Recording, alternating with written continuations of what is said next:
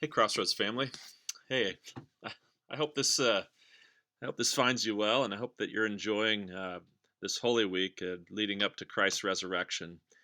I just want to share some thoughts this week, and I probably will share more than just once. But this morning or this afternoon, I guess I want to share just some thoughts on Mark chapter 11. And I've been pondering this concept of the fig tree. Why did Jesus curse the fig tree, and why did he allow it to wither? And why did he make mention of it again the next day? Why did he take his disciples by it? What is that fig tree all about? And as I was reading Mark 11 again this morning, we find Jesus. He's hungry, and he finds this fig tree in full leaf, but it didn't have any fruit on it. And so he says to this fig tree, may no one ever eat fruit from you again. Jesus says this while he's on his way into Jerusalem, probably on Monday.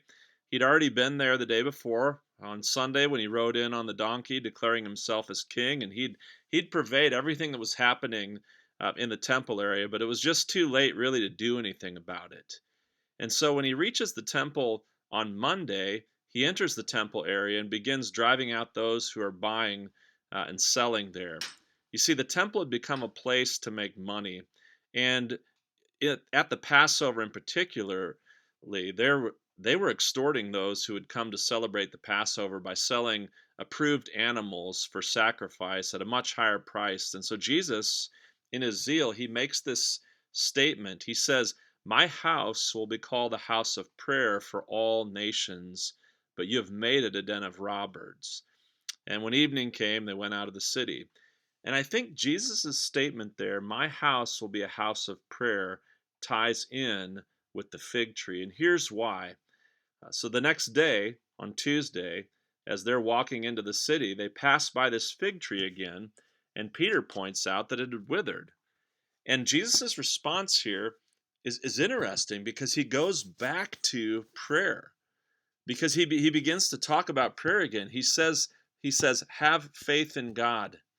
Anyone who says to this mountain, go throw himself into the sea, and does not doubt in his heart, but believes that what he says will happen, it will be done for him.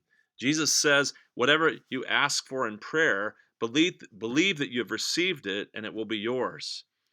Jesus responds with faith that could move mountains. He responds with faith that could forgive. He responded with faith that bears fruit. And somehow the fig tree ties into that. And I think it's this. I think the fig tree is symbolic here for a temple that's filled with people who weren't bearing any spiritual fruit. They were into religion for themselves.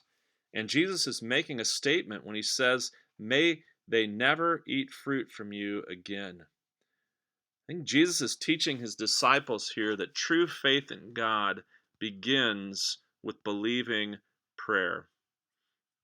And so as I'm sitting here and I'm reading this and I'm thinking, you know what sort of fruit can we bear at this unprecedented time?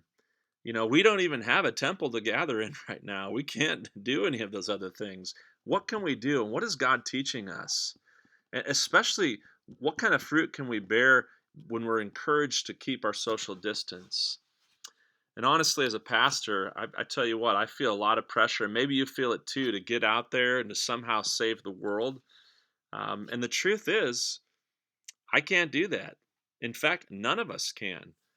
But we can do what Jesus is teaching his disciples to do during his last moments before his death.